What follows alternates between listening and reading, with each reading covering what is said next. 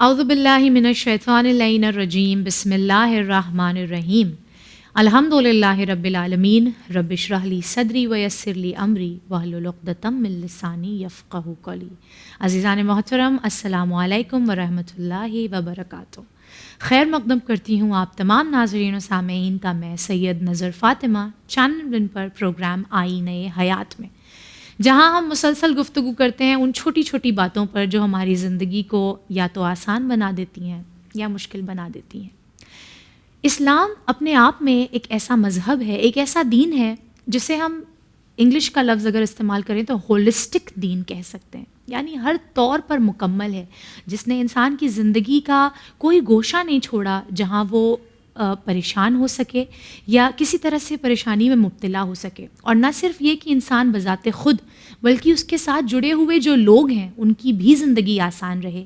اسی لیے اسلام نے بعض فرائض کو ہمارے اوپر فرض کیا، اور انہی فرائض میں سے ایک فریضہ ہے وصیت کا لکھنا. آج انشاءاللہ اس پر گفتگو کریں گے ہم خواہر تفسیر فاطمہ رضوی کے ساتھ. ان کا میں استقبال کروں. السلام علیکم خواہر. وعلیکم السلام ورحمۃ اللہ. بہت شکریہ آپ کا، ممنون و مشکور ہوں اپنی طرف سے چینل ون کی جانب سے کہ آپ ایک آواز پر یہاں ہمارے لیے اتنی اہم گفتگو کو آسان بنانے کے لیے آ جاتی ہیں. شکر گزار ہوں آپ نے اس قابل سمجھا. جی، میں یہ چاہتی ہوں کہ اس گفتگو کو چھوڑتے ہوئے کہ وصیت اپنے آپ میں ہے کیا، آپ یہ بتائیں کہ وصیت لکھنا کس کے لیے ضروری ہے؟ اعوذ باللہ من الشیطان الرجیم بسم اللہ الرحمن الرحیم وبہ نستعین وہو خیر وناصر ومعین. وصیت جس کو اسلام نے بہت ہی زیادہ اہمیت دی ہے. جی ٹھیک، وصیت یہ ہوتی ہے کہ ایک انسان مثلاً اپنے بعد رہ جانے والے لوگوں سے یہ کہے کہ میں جا رہا ہوں اب اس دنیا کو چھوڑ کر، دار فانی کو چھوڑ کر، لہٰذا میرے چھوڑے ہوئے کام تم انجام دے دینا. یا میں تھوڑے سے مال چھوڑ کر جا رہا ہوں، اس مال کو اس جگہ پہ خرچ کرنا یا مسجد میں خرچ کرنا یا کسی خیرات میں خرچ کرنا، اسے وصیت کہتے ہیں. ٹھیک ہے، کن لوگوں کے لیے وصیت کرنی چاہیے، کن لوگوں کے اوپر ضروری ہے کہ وہ وصیت کریں. ٹھیک ہے، جی. قرآن مجید سورہ بقرہ آیت نمبر 180 پروردگار عالم فرماتا ہے کتب علیکم اذا حضر احدکم الموت ان ترک خیرا الوصیۃ للوالدین والاقربین بالمعروف حقا علی المتقین. یعنی تمہارے اوپر لازم ہے کہ جب تم میں سے کسی کی موت سامنے آ جائے، اچھا، اور اگر وہ کوئی مال چھوڑ کر جا رہا ہے تو اپنے والدین اور اپنے رشتہ داروں کے لیے نیکی کی وصیت کرے. اس آیت سے کیا واضح ہوتا ہے؟ جی، کوئی مشخص ہے اس میں؟ کسی مرد سے کہا گیا ہے کہ آپ وصیت کریں، کسی خاتون سے کہا گیا ہے کہ آپ وصیت کریں. اس میں کسی بھی مخصوص انسان سے اللہ مخاطب نہیں ہے، ہر کسی سے وہ کہہ رہا ہے جی کہ تم جا رہے ہو جب تمہیں محسوس ہونے لگے کہ تمہاری موت قریب ہے. اچھا، یہ بھی بات ہے کہ بعض دفعہ خیر موت تو کسی کو نہیں پتہ کب آنی ہے، تو کیا یہ صرف ان لوگوں کے لیے جو بعض بہت ٹائم سے علیل ہیں اور بستر علالت پر ہیں، یا پھر اس کی عمر کی کوئی قید ہے کہ جو ضعیف ہو گئے ہیں، انہیں لگ رہا ہے کہ اب ہم چلے جائیں گے، صرف ان کے لیے ہے؟ یہ مسئلہ ہمارے خیال سے اس دور میں تھا جی، جب بیمار ہونے کے بعد ہی انسان دنیا سے جاتا تھا. جی، آج تو حالات ایسے ہیں کہ آپ یہ کہیں، اکثر لوگوں کو سنا ہوگا آپ نے کہتے ہوئے کہ لوگ کہتے ہیں کہ ابھی رات ہی میں تو ہم سے بات ہوئی تھی، بالکل ابھی تو ہم سے ملاقات کر کے آئے تھے. یہ جس دور میں ہم، آخری دور میں جہاں ہم زندگی بسر کر رہے ہیں، وہاں کوئی طے ہی نہیں کر سکتا بالکل کہ کون سے انسان کو کس وقت موت آنی ہے، کون کب خاموش ہو جائے گا، نہیں پتہ.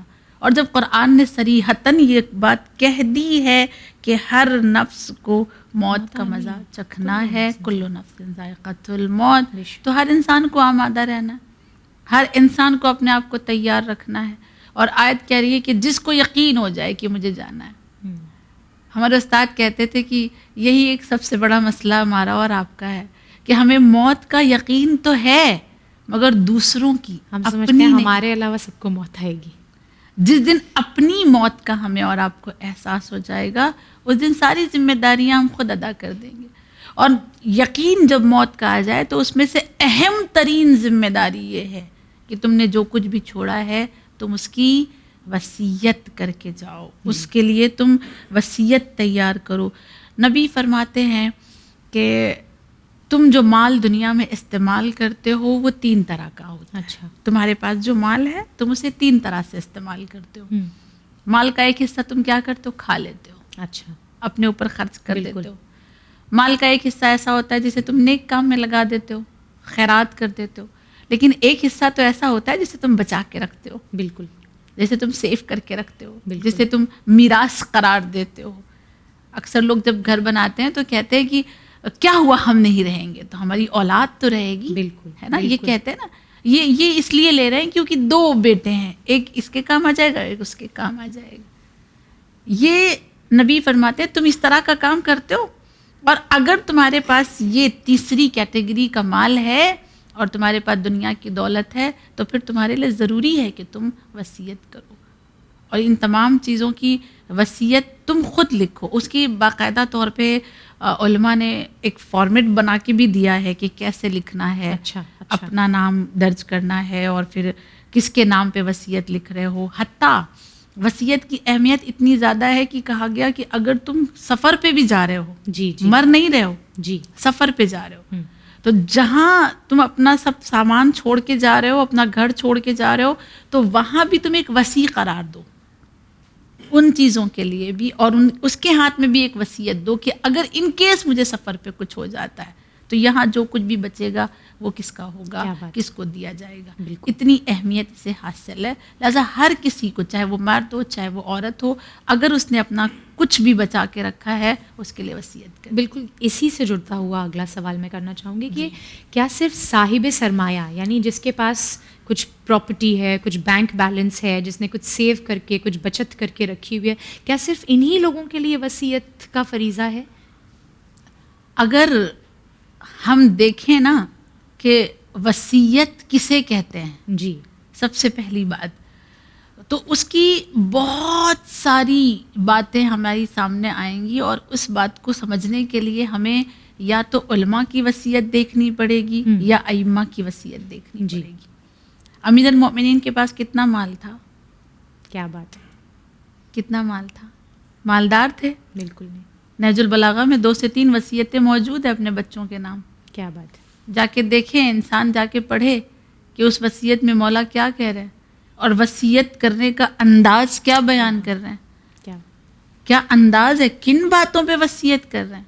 نہیں ہے ہمارے پاس مال، ٹھیک ہے، درست ہے، مثلا میرے پاس مال نہیں ہے، میں کچھ نہیں چھوڑ کے جا رہی ہوں اپنے بچوں کے لیے، اپنے ایکسپیرینس تو چھوڑ کے جا رہی ہوں. کیا بات. ان ایکسپیرینس کو اپنے بچوں کے لیے لکھ کے جائیں. سبحان اللہ. جن لوگوں سے دغا کھائی ہے، جن لوگوں سے بے وفائی کا سامنا کرنا پڑا ہے، ان کی شناخت کروا کے جائیں. کیا بات ہے، کیا بات ہے. کہ اس طرح سے دنیا دھوکہ دیتی ہے، دغا دیتی ہے، کبھی اس کے دھوکے میں نہ آنا. یہ وصیت ہے. بہت عمدہ. آیت اللہ مامقانی کا نام سنا ہے؟ جی. آیت اللہ مامقانی نے اپنے بیٹے کو وصیت لکھی، اور وہ اتنی وسیع وصیت ہے، اتنی بڑی ہے کہ اس کی باقاعدہ ایک کتاب بنائی گئی. اللہ اکبر. اور آج وہ کتاب مدرسوں میں بطور نصاب پڑھائی جاتی ہے. آئینہ اخلاق اسے نام دیا گیا. سبحان اللہ. اس وصیت کو بہت ساری وصیتوں میں باتیں شامل ہوتی ہیں. میں نے بہت سارے علماء کی وصیت پڑھی، بہت سارے شہداء کی وصیت پڑھی. اس میں سے آج میرا جی چاہتا ہے کہ میں آیت اللہ مرشی نجفی کی وصیت کے کچھ جملے آپ کی خدمت میں عرض کروں تاکہ یہ کانسیپٹ دماغ سے ختم ہو جائے کہ وصیت صرف وہ کرے گا جس کے پاس مال ہے، وصیت صرف وہ کرے گا جس کے پاس میراث ہے. جی.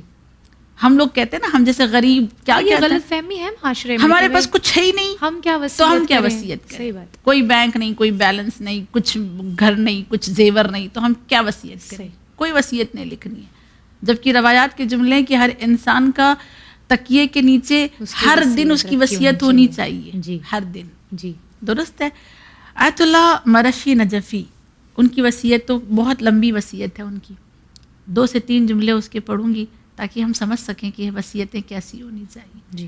اپنے بیٹے سے کہتے ہیں میرے لال، میرے بیٹے، میں وصیت کرتا ہوں کہ میں وہ لباس، وہ سیاہ لباس جو میں محرم اور سفر میں پہنا کرتا تھا اور مجلسوں میں اس لباس کو پہن کے جایا کرتا تھا، میرے ساتھ اس لباس کو دفن کرنا۔ کیا بات ہے!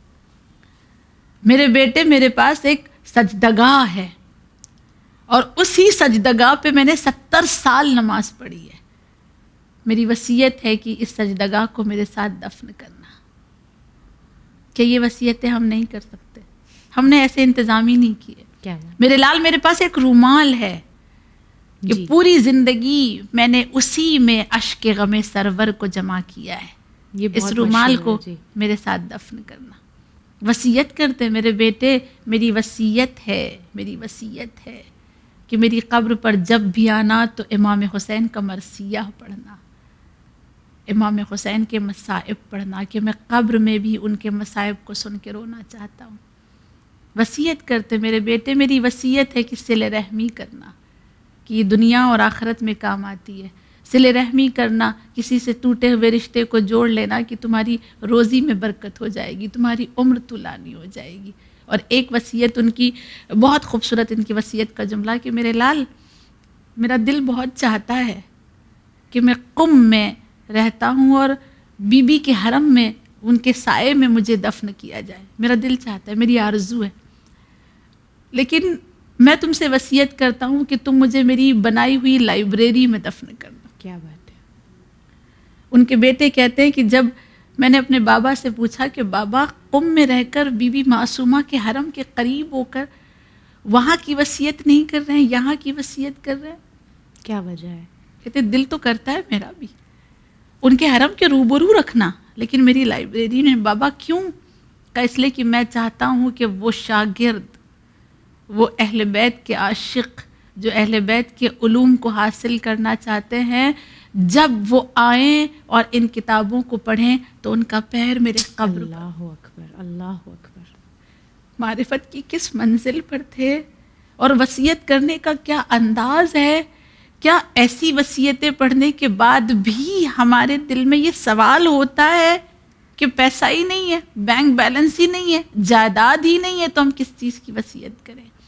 ہم اپنی اولاد کو نیکی کی وصیت کریں، ہم اپنی اولاد کو اطاعت الہی کی وصیت کریں، جیسے جناب لقمان حکیم کی وصیتیں جی، ہیں جی۔ کہ میرے لال، میں وصیت کرتا ہوں کہ کبھی اللہ کا کسی کو شریک قرار نہ دینا، وہ واحد ہے، اپنی وحدانیت کو بچا کے رکھنا۔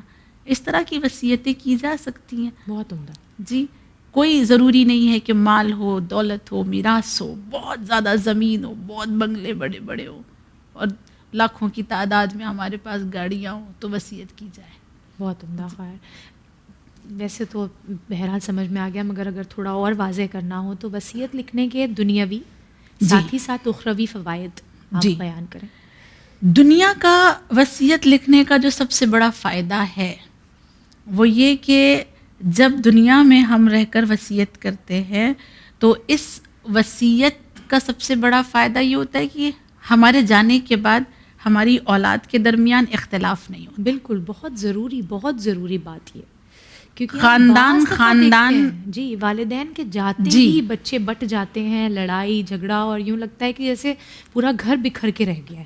ایک فائدہ یہ ہے کہ تمہاری اولاد آپس میں اختلاف منتشر نہیں ہوگا۔ ہوگی، جی، ان کے درمیان اختلاف نہیں ہوگا۔ جی، آج کتنے خاندان ایسے ہیں جو اسی میراث کی وجہ سے الگ ہو گئے، بالکل، کتنے بھائی ایسے ہیں جن میں صرف اسی زمین کا جھگڑا ہے۔ ان گنت مثالیں موجود ہیں۔ مثالیں موجود ہیں ہم لوگوں کی آنکھوں کے بالکل، سامنے، ہمارے بالکل۔ خاندان میں موجود ہیں یہ مثالیں، بالکل، اور ہر بالکل۔ خاندان میں موجود۔ جی، کس وجہ سے ہوا یہ؟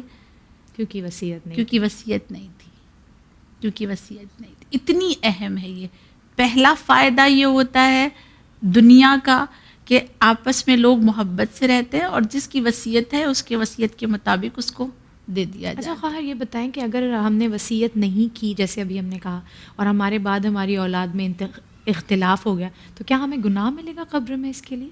ایک واجب کام اگر آپ ترک کر کے جائیں، جس کو اللہ نے قرآن میں تاکید کر کے کہا ہے کہ آپ کو یہ کرنا ہے، اور آپ وہ نہ کریں، اور آپ کی وجہ سے مخلوق الہی لڑتی رہے، فساد ہوتا رہے، کیا بات ہے. آپ کے پاس خود اس کا جواب ہوگا کہ اس کا آپ کو اللہ صلہ دے گا نہیں دے گا، اس کی سزا دے گا نہیں دے گا، اس کی جزا ملے گی یا نہیں ملے گی، جزا ہے یا سزا ہے انسان خود طے کرے اس بات کو. صحیح.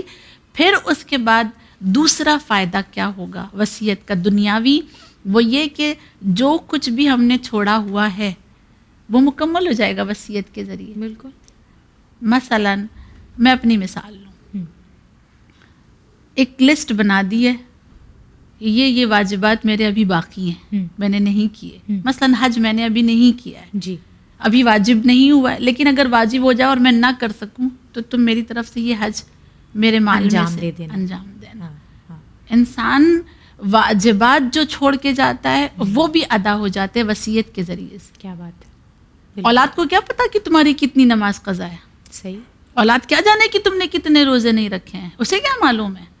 وہ تمہارے بالغ ہونے سے لے کر تمہاری موت کی زندگی تک تھوڑی تم سے واقف ہے، وہ کچھ سالوں سے تمہارے ساتھ ہے.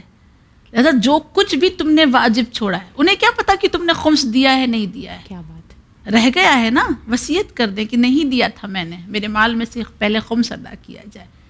انہیں کیا پتا کہ قرض تم نے نہیں دیا تھا. جتنے بھی انسان بیچارے قرض دار ہو کے چلے جاتے ہیں وہ معاف تو کر دیتا ہے دینے والا، کہہ تو دیتا ہے زبان سے، لیکن اس کے دل میں کہیں نہ کہیں وہ ایک کسک موجود ہوتی ہے کہ کاش اسے موت نہ آتی، مجھے میرا پیسہ مل جاتا. وہ مقروض تو نہ مرتا نا. تم مقروض چلے گئے دنیا سے، اولاد نہیں جانتی ہے، اور تم نے وصیت کر دی ہوتی تو کوئی جھوٹا دعوے دار بھی نہیں آتا کہ تمہارے بابا نے مجھ سے لیا تھا. اللہ اکبر. صحیح. کتنی اہمیت ہے. یہ دنیا کے فائدے تھے وصیت کرنے کے. اخروی فوائد اگر ہم جاننا چاہیں تو میرے خیال سے ایک حدیث کافی ہے. جی. ایک حدیث جو نبی کریم فرماتے ہیں. نبی فرماتے ہیں کہ وصیت کر کے جو دنیا سے جاتا ہے گویا وہ شہید مرتا ہے، اسے شہادت کا درجہ دیا گیا. جو انسان وصیت کر کے گیا، دیکھ کہاں شہداء کا مقام اور کہاں ایک وصیت لکھنے کا مقام. اچھا نبی نے اگر شہادت کا درجہ اسے دیا نبی کی حدیث کے مطابق تو کوئی تو فلسفہ ہوگا. بالکل. اتنی آسانی سے تو نہیں مل جاتا شہادت. صرف ایک وصیت لکھنے پر آپ کو شہادت کا جو مقام حاصل دیا جا رہا ہے، یہ مقام اتنا آسان. اس کو کمپیئر کرنا پڑے گا بیٹھ کر کہ شہید ایسا کیا کرتا ہے. کیا بات ہے. اور پھر یہ وصیت ایسا کیا کرتی ہے جو دونوں برابر ہو جاتے ہیں. ہاں. شہید بھی وہاں پہ اس لیے شہید ہوتا ہے تاکہ قتل و غارت گیری سے بچایا جا سکے ایک ملک کو، ایک خطے کو، ایک علاقے کو. وصیت بھی یہی کام کرتی ہے. کیا بات ہے. کہ وصیت کے ذریعے سے خاندان قتل و غارت گیری سے بچ جاتا ہے. نبی فرماتے ہیں شہادت کا درجہ ہے اس کے لیے جو وصیت کر کے جاتا ہے. ہماری کوشش ہو کہ ہم اور آپ اپنی وصیت یہ نہ سمجھیں کہ ہم جوان ہیں ابھی تو بوڑھے ہوں گے پھر بیمار ہوں گے. لکھنے والے ہیں. ہاں انشاءاللہ ہماری لکھی ہوئی موجود ہے، تو ہماری وصیت تیار ہونی چاہیے. تو یہ دونوں فائدے ہیں دنیا کے بھی اور آخرت کے بھی. جی. تو خیر اتنے فوائد ہیں، نہ صرف یہ کہ دنیاوی اعتبار سے ہمارا جیسے ہر کام میں یہ کیا کہا جائے پس منظر میں ہمارے ذہن میں یہی ہوتا ہے کہ ہماری اولاد کی بہتری ہو، ہماری اولاد کی بہتری ہو. تو وصیت لکھنے میں بھی دراصل ہماری اولاد کی بہتری ہے. اور اس کے علاوہ بھی جو آپ نے کہا کہ ہم ایک میراث چھوڑ کر جاتے ہیں، اور نہ صرف یہ کہ مالی اعتبار سے، ایکسپیرینس کے اعتبار سے ہم ایک میراث اپنے بچوں کے لیے چھوڑ سکتے ہیں. کیا وجہ ہے کہ معاشرے میں لوگ اتنا زیادہ زور نہیں دیتے اس پر جتنے زور کی یہ مستحق ہے؟ جتنی اہمیت کی یہ حامل ہے اتنی اہمیت اسے نہیں دی جاتی. اس کی سب سے پہلی وجہ انسان کو اپنی موت کا یقین نہ ہونا. سب سے پہلی وجہ انسان اپنی موت سے غافل بیٹھا ہوا ہے.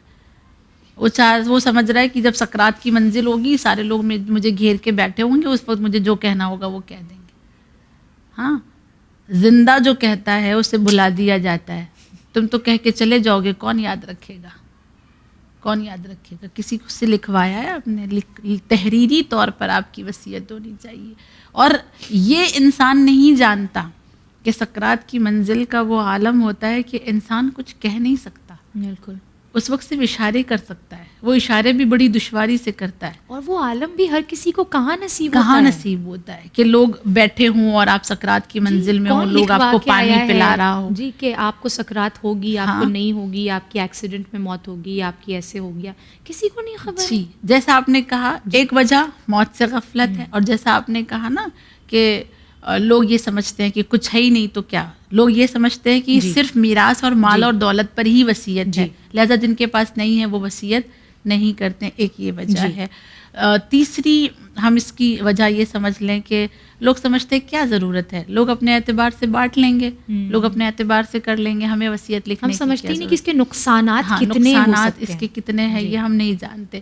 اصل میں اس کے فائدے کو، یا میں یوں کہہ دوں کہ لوگ آج کے دور میں قرآن سے اتنے غافل ہیں کہ قرآن حکم دے رہا ہے وصیت کا، ہمیں پتہ ہی نہیں ہے کہ وصیت کا قرآن میں بھی حکم ہے، یا یوں کہہ دیا جائے کہ آیات قرآنی سے ہم غافل ہیں. یہ ساری وجوہات ہے جس کی وجہ سے انسان وصیت کو اتنی زیادہ اہمیت نہیں دیتا. لیکن خواہر اگر ہم یہ کہیں کہ لوگ وصیت لکھ بھی دیتے ہیں، بعض دفعہ ہم دیکھتے ہیں بڑی اول جلول سی وصیتیں ہوتی ہیں معاشرے میں کہ ہم یہاں ہمارا انتقال ہو جائے تو بھی ہمیں وہاں لے جا کر دفنانا، اور بعض دفعہ اگر یہ کہا جائے کہ کسی اچھی جگہ کی اگر بات ہو رہی ہے تو ٹھیک بھی ہے، لیکن اگر صرف یہ کہ نہیں ہمیں ہماری وطن کی مٹی میں دفن کرنا، اور یہ صرف ایک ایگزامپل ہے، لیکن اس کی وجہ سے رشتہ داروں کی زندگی بہت محال ہو جاتی ہے.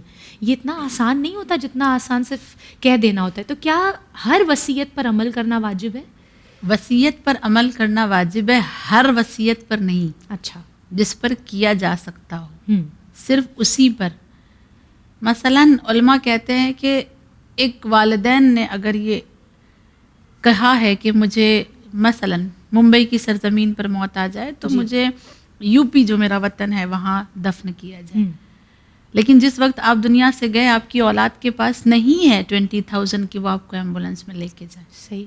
اسے قرض لینا پڑے گا، اسے لوگوں کے آگے ہاتھ پھیلانا پڑے گا، اس کے لیے دشواریاں ہیں. تو اگر جس وصیت کے عمل کرنے پر زندوں کو دشواری ہو اس پر عمل کرنا واجب نہیں ہوگا. یا پھر آپ کو 20,000 چھوڑ کے جائیے، یا تو کوئی مشکل نہیں، اگر آسانی سے آپ کو مل جاتا ہے یا آپ چھوڑ کے گئے ہیں تو کوئی حرج نہیں ہے.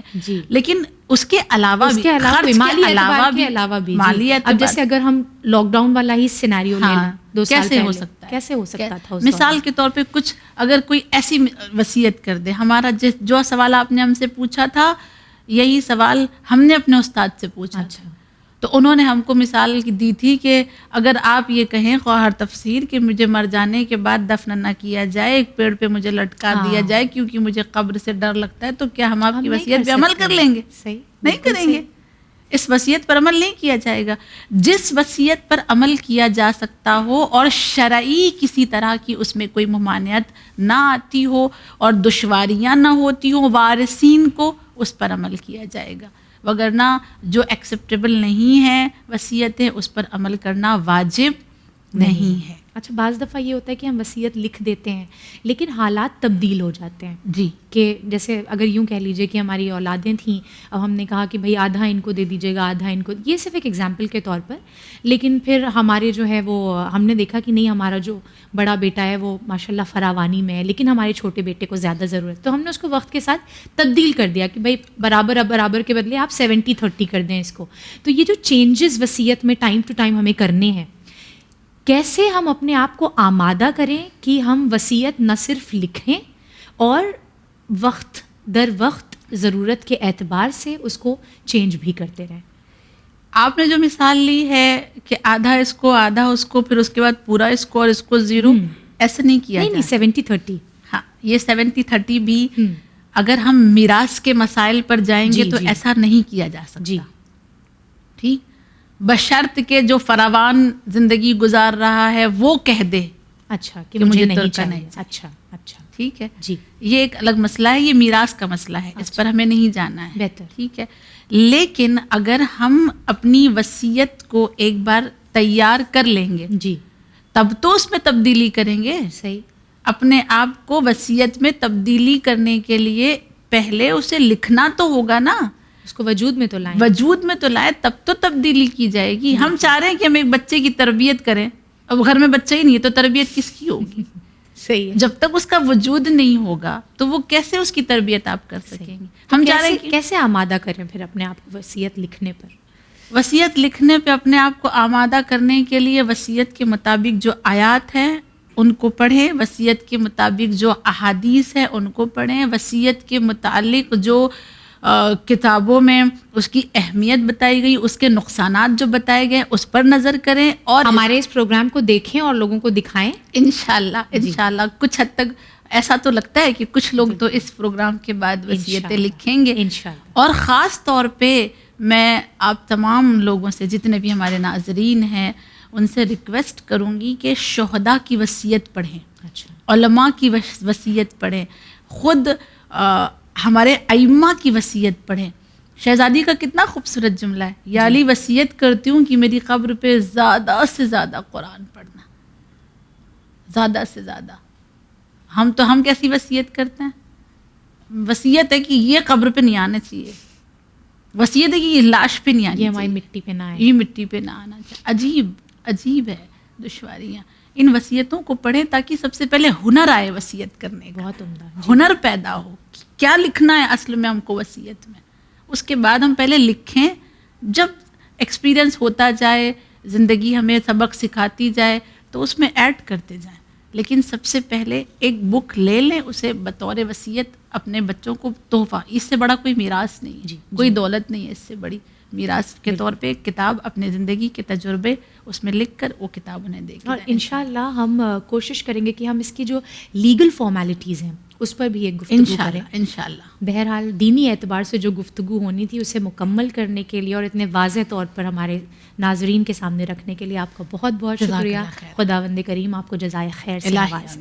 عزیزان محترم، امید ہے کہ اس پروگرام کو دیکھنے کے بعد آپ نہ صرف خود ایک وصیت تیار کریں گے بلکہ اپنے آس پاس لوگوں کو بھی اس کی اہمیت بتائیں گے تاکہ ہم میں سے کوئی بھی اپنے بعد جو ہمارے رشتہ دار، عزیز و اقربا ہیں ان کے درمیان کسی بھی خلفشار کا سبب بنے. اسی کے ساتھ میں سید نظر فاطمہ لیتی ہوں آپ تمام سے وداع. دیکھتے رہیے چینل ون. فی امان اللہ. تمام عمر به ابن الحسن گشودم لب، چه می شود که جواب مرا دهی یک بار یا